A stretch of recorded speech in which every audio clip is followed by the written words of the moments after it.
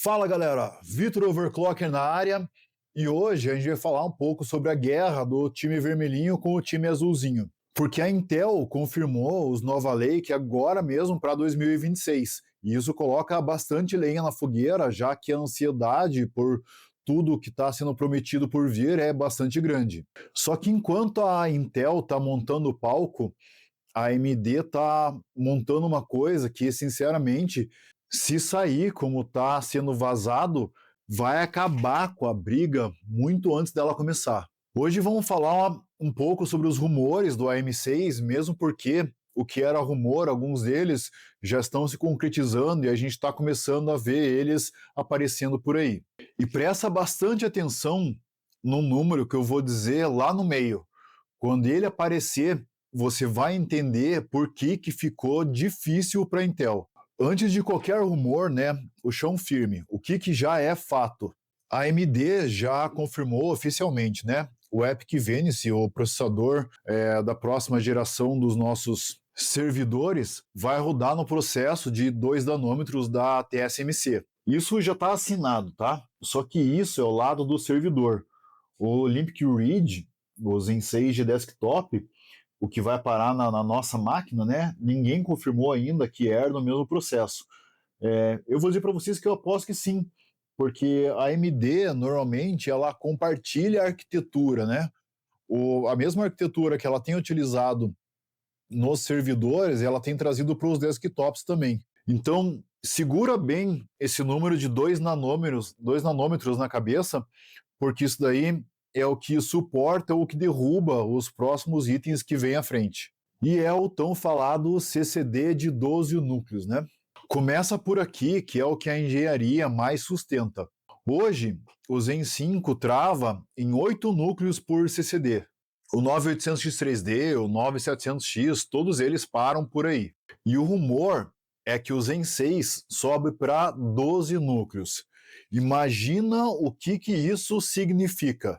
Processador normal, de gente comum, mainstream, né? Com 24 núcleos e 48 threads. Coisa que era exclusividade, né, de estação de trabalho de sei lá quantos mil reais. E aí tem um detalhe, né, que ninguém explica. Mais núcleos brigando pelo mesmo cachê vai derrubar a performance se o cachê não subir junto. E é por isso que esse rumor puxa para o próximo, que é a matemática dos SKUs, né? E esse daí separa quem entende de programação com quem lê artigo de publicação. Com um CCD mestre, né, de 12 núcleos, a AMD fabrica um silício só. Quando um núcleo sai defeituoso, ele desliga aquele núcleo e vende o processador como modelo menor. É assim que nascem os de 6, os de 8, os de 10, tudo no mesmo pedaço. É isso daí que segura o preço. E tem uma consequência disso daí que pouca gente conectou, né? É a sentença, né, de morte do Threadripper de entrada. Se o seu processador comum já vai a 24 núcleos nativos, qual que vai ser o sentido daquela linha do meio? Caríssima, né? Que existia só para te dar a contagem de núcleo. Não tem, né? E quem joga não vai sentir falta. Já vou te explicar o porquê. Você lembra que eu falei que mais núcleos sem mais cachê é um tiro no pé?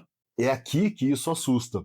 O rumor é de 48 megabytes de L3 por CCD no Zen 6 contra 32 do Zen 5. Faz a conta num chip de 2 CCDs, né? São 96 megabytes de cachê total. E aí, para um pouquinho nesse número. Hoje, 96 só o X3D entrega, com aquele cachê empilhado, né, que é a alma do desempenho em jogos. E esse rumor coloca esse cachê todo num chip normal, sem ser X3D. E isso que ninguém nem falou ainda da versão X3D do Zen 6. Ou seja, né, esses 96 é o piso, não é o teto. Se isso acontecer, se vier esse valor, a pressão contra a Intel ela não aumenta, ela multiplica. E já que a gente está falando de Intel, né, aqui o negócio fica meio político, que é a parte que mexe com o nosso bolso, né? A AMD prometeu dar suporte ao AM5 até 2029, 2030 talvez. Isso daí é lindo no papel, tá? Só que um chipset, um CCD maior, ele pode pedir mudança na arquitetura de pinos. E aí, pino novo é nome novo, né? AM6. Aqui entra a peça que eu pedi para vocês guardarem lá no comecinho. Se o chip do Zen 6 ficar parecido com o do Zen 5, graças aos 2 nanômetros, o substrato atual ainda tem espaço sobrando. Dá para continuar no AM5. Imagina quem tem um 7600X. O sonho é só atualizar a BIOS e plantar um Zen 6 de 10 núcleos, sem trocar a placa. Então, possível é, garantido ainda não. E essa daí é a aposta que separa a AMD do jeito Intel de te obrigar a trocar sempre a placa-mãe. E esse próximo rumor, eu confesso que eu não gostei, me deixou de cara feia, sabe? Tchau iGPU, oi NPU, né? A ideia é tirar a GPU integrada do Ryzen de desktop e botar uma NPU de inteligência artificial no lugar, copiando a jogada que a Intel já fez no Core Ultra lá. E aqui que eu te dou a minha opinião sem filtro, tá? Para quem monta PC, isso é um retrocesso, é um passo atrás. É óbvio que a gente não joga na integrada, só que ela é a tua bola de segurança, né? Testar a máquina antes de você colocar a GPU, isolar defeito, né? Se dá algum probleminha na GPU, essa GPU salvava e salvava muito. Trocar a GPU por uma NPU que o consumidor de desktop não sabe direito ainda o que fazer com ela, para mim é um negócio meio sem sentido e eu espero que isso não se concretize. Comenta aí no vídeo para mim, você usaria uma NPU no seu desktop? Porque eu ainda não consegui encontrar motivo para isso. E a aceleração CUDIN, né? Que era um rumor que já está se tornando realidade nos testes atuais aí. Rumor de suporte a CUDIN no Olympic Ridge, memória mais rápida, basicamente, né? E memória rápida nunca é ruim. Só que o ganho depende do cachê que o chip já tem. Olha como tudo se conecta, né? Com aqueles 96 megabytes de buffer, o chip quase não corre atrás até a RAM, né? Então, RAM rápida importa menos. Num chip de cachê normal, o CUDIN ajuda mais. A pergunta que importa para você é: isso vai encarecer placa-mãe e infraestrutura por uma diferença que o consumidor médio talvez nem sinta? Suporte é bom, mas suporte que sobe o preço de tudo não é tão bacana assim não. E aí vem o mito dos 6.5 GHz ou mais, né? Alcor, que era um negócio que eu desconfiava muito. E eu falo para vocês que eu desconfiava e botava a mão no fogo contra, porque afinal de contas não tinha tanta gente subir tanto assim os megahertz sem degradar tanto o chip como acontece nos Intel. A alegação é de que 6.5 a 7 GHz em todos os núcleos ao mesmo tempo, né? Para a gente sentir o exagero. O 9850X3D bate 5,8 GHz num núcleo só. Saltar de 5.8 num núcleo para cima de 6.5 em todos ao mesmo tempo, ainda mais com 2 nanômetros, né, que faz o consumo explodir quando você força o clock, é o tipo de número que se um engenheiro tivesse vazado, né, viria com print de monitoramento, não com uma fonte disso. Então, isso é algo que me deixa preocupado. E eu digo mais ainda, clock nunca foi o rei, né? Porque, afinal de contas, tem uma coisa que meu amigo Jean Carrasco fala, tem uma diferença muito grande no clock e no clock efetivo. Qual é o problema com relação a isso?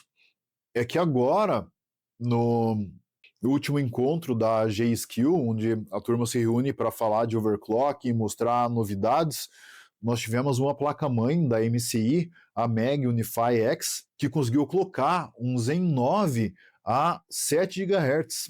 Isso sem depender da M6. Então, não sei se esse rumor já é tão rumor e realmente a gente não está mais próximo disso. Então, vamos tentar montar uma timeline disso, né? O Venice de servidor deve vir primeiro, né? Muito provavelmente com lançamento na CES. E o desktop, o Olympic Ridge, mirando ali em 2027. E cara, 2027 é uma janela de 12 meses. Pode ser agora, né, no comecinho de 2027 ou lá em dezembro de 2027. E o padrão da AMD é primeiro atender o data center e depois o consumidor de desktop, né? Coisa que eu imagino que eles devam manter. Pelo menos essa é a ordem que eu espero, né? Vamos resumir num quadro só, porque é aqui que a ficha vai cair. Núcleos por CCD, né? De 8 para 12. Imagine, Cinebench 23 com 8 núcleos, 25 mil pontos. Com 16 núcleos, 50 mil pontos. Com 24 núcleos, 75 mil pontos. É muito poder de processamento. Cache L3, né, de 32 para 48, batendo em 96 no total. A NPU entrando no lugar da IGPU, que é uma coisa meio esquisita, né? E o clock é o core acima de 6.5, que é o que eu mais vou ficar impressionado, eu confesso com vocês. Agora, tirando o exagero desse clock fora, né, o que sobra? Mais núcleo, mais cachê, mesmo soquete. Já é avanço real de uma geração inteira. E é por isso que eu falei que ficou difícil para a Intel. Mesmo tirando o rumor mais inflado da mesa, o resto já é jogo decidido. Mesmo porque a Intel ela também soltou vários rumores, mas a gente não viu nada desses rumores começando a acontecer. Ao passo de que dos rumores da AMD, nós já começamos a ver as CUDIN, nós já começamos a ver mais clock em processador, nós já começamos a ter uma noção muito clara dos 2 nanômetros. E isso vai deixar essa briga muito pendente para o time vermelhinho. E aí você é do time vermelhinho ou do time azulzinho?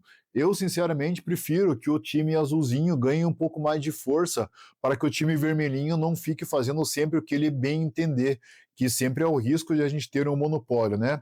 Espero que a Intel consiga se sobressair e eu espero também que, principalmente, o preço desses 2 chips novos que vão estar disponíveis para a gente logo logo seja ok para o nosso bolso.